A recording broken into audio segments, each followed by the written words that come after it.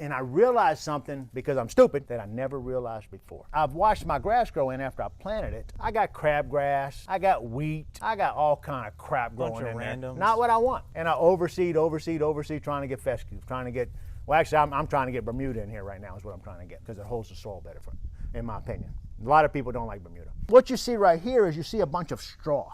Okay, so I put the seed down, so whenever you put the seed down, you can water it, but it dries out real fast, and it doesn't germinate because it does not hold the moisture. So the reason I put straw on top of it is because the straw on top of it then holds the moisture. If you put your hands right here, it's wet, and it holds that moisture all day long.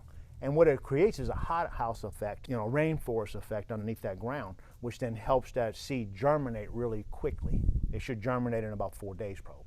And we should start seeing some sprouts come up. I went to Lowe's and I bought my straw, I put my straw down, and then it hit me. What do you think this is? Wheat? I think that is wheat.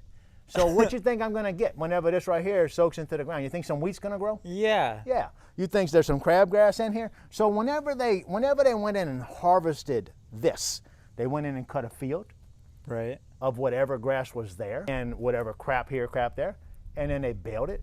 And I took and put this in my yard. So I have created my own problem.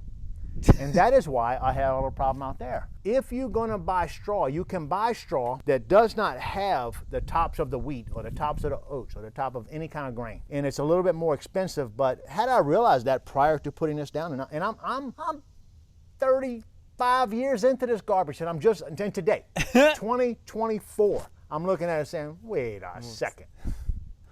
Nothing gets by me, right?